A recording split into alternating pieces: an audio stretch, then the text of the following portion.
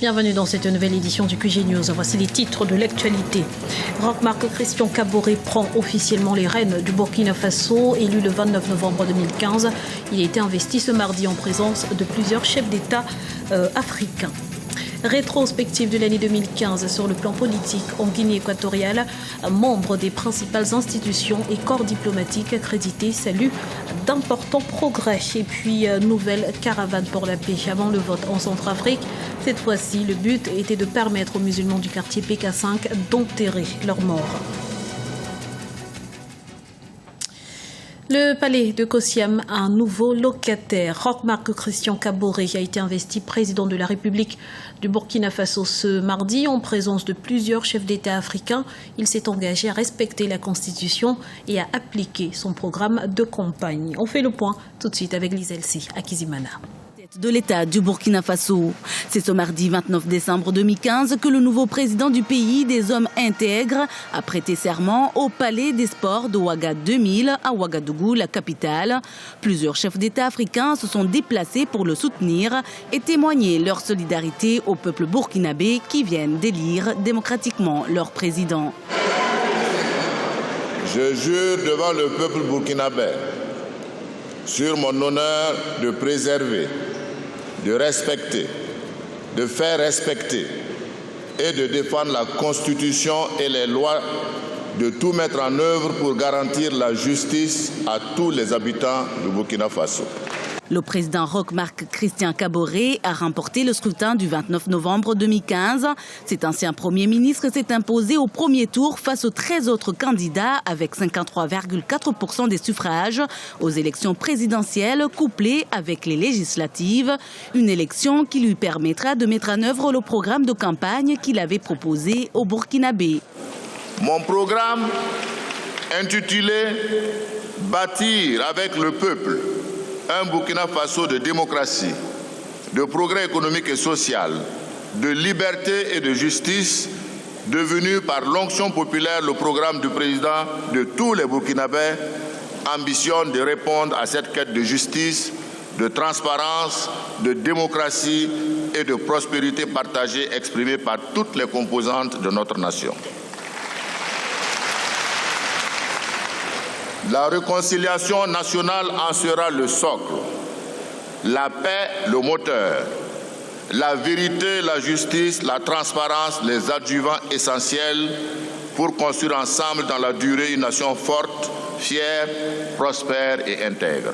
La prestation de serment du président Roch-Marc Christian Kaboré marque ainsi la fin de la transition qui a été assurée par le président Michel Kafando depuis le 17 novembre 2014. Il avait été désigné pour mener la transition après le départ de l'ancien président Blaise Compaoré à la suite d'un soulèvement populaire d'octobre 2014. Et alors que l'année 2015 touche à sa fin, l'heure est au bilan de part et d'autre du continent.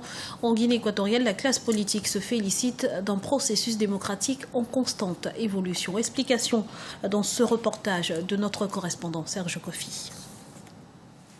La tradition des présentations de vœux a été respectée ce lundi à Malabo, la capitale politique de la Guinée équatoriale. Au cœur de cette cérémonie, les principales réformes et l'unité nationale. Faisant tour à tour le bilan de l'année 2015 qui arrive à sa fin, les responsables d'institutions ont reconnu les efforts du gouvernement pour le développement social et économique. La classe politique s'est félicitée lors de ce rendez-vous du processus démocratique en constante évolution. Les stratégies pour développer durablement le pays sont nombreuses et les défis de la diversification de l'économie restent entiers.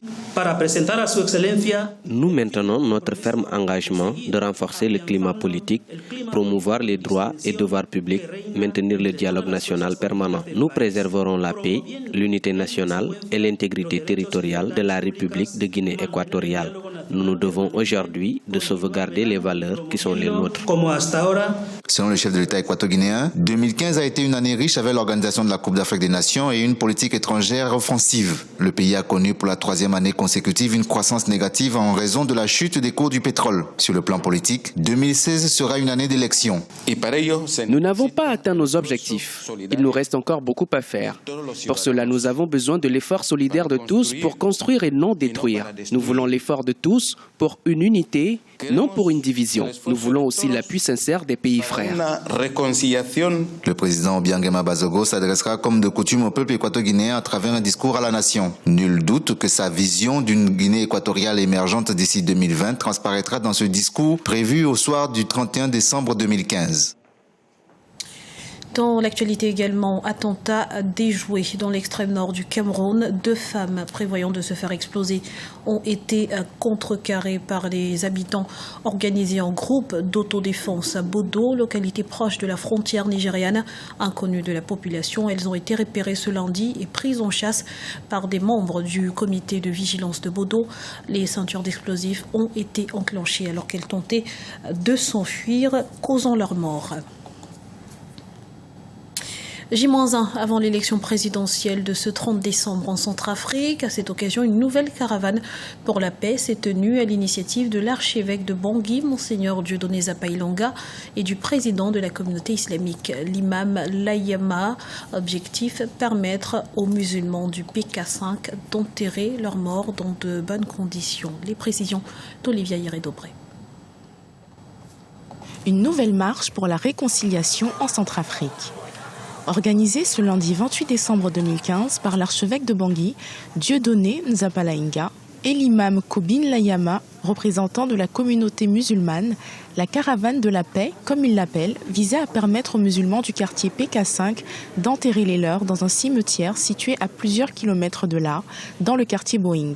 Au PK5, le quartier majoritairement musulman de Bangui, les accès sont coupés et les combats entre miliciens anti-Balaka et jeunes musulmans armés sont quasi quotidiens.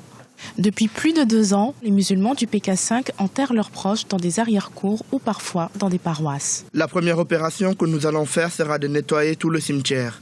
Les jeunes sont coopératifs. On va leur donner quelques moyens financiers. La deuxième opération sera de s'entendre ensemble pour laisser nos frères musulmans venir enterrer librement et dignement ici tous ceux qui nous ont quittés. Une quarantaine d'habitants, mais aussi un ancien Premier ministre, une miss, un ex-porte-parole des anti-Balaka et le président du comité d'autodéfense du quartier du PK5, Mohamed Ali Fadoul, faisaient partie du cortège. Je vous rassure que les musulmans pourront réellement aller dans les quartiers chrétiens à Boeing et autres pour enterrer les leurs et puis vivre ensemble avec leurs frères chrétiens dans l'esprit de l'amour de chacun, et nous devons respecter le principe de la laïcité. Nous sommes en train d'aller aux élections. Les anti-Balaka et les Séléka doivent maintenant respecter le principe de la vie générale, de savoir vivre avec tout le monde, afin que nous puissions tourner le dos aux armes, et c'est le souhait de tous les Centrafricains. Près de 3 ans après la chute de François Bozizé et au terme d'une longue transition dirigée par Catherine Samba-Panza, les Centrafricains s'apprêtent à élire ce 30 décembre 2015 leur nouveau président de la République. Quel que soit le vainqueur de l'élection, le premier défi du président sera d'assurer la sécurité afin de permettre à la Centrafrique de sortir de 3 ans de violence intercommunautaire. La chute du Naira jette un froid sur les fêtes de fin d'année au Nigeria. La monnaie nationale est à son plus bas niveau dans les bureaux de change. À cela s'ajoute la chute des prix du pétrole sur le marché international. Les précisions de Birama Saonera. Noël, c'est la fête des cadeaux. Tous les enfants s'attendent à en recevoir. Malheureusement, certains parents, par manque de ressources financières, ne peuvent offrir des jouets à leurs enfants. Au Nigeria, les prix élevés des jouets et autres accessoires pour le Noël ont rendu difficile la fête pour certaines personnes. Dans les grandes villes comme Lagos et Abuja, les commerçants ne font pas de bonnes affaires comme les années précédentes. Oh mon Dieu, c'est la pire fête de Noël que je n'ai jamais passée. C'est la 5e année que je vends des paniers, mais cette année est la pire que nous ayons jamais connue. Au Nigeria, la monnaie nationale, le Naira, connaît une chute libre depuis novembre 2015.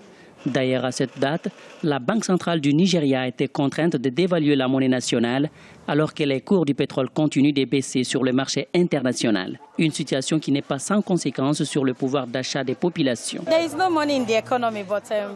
Il n'y a pas d'argent dans le pays, mais la vie continue. Pour ce Noël, je suis ici pour faire des emplettes pour mon personnel, juste pour m'assurer qu'ils recevront quelque chose pour Noël. Mais les gens ne font plus leurs courses comme avant. Les gens n'achètent plus de vêtements et autres. Je pense que tout le monde essaie de se débrouiller pour passer une bonne fête de Noël. Cette année, les lumières de Noël qui parsemaient habituellement les rues et les intersections achalandées de Lagos et Abuja ont seulement été installées par des entreprises privées, un signe des temps difficiles. Cependant, pour de nombreux observateurs, le Naira pourrait retrouver sa vraie valeur au premier trimestre de 2016.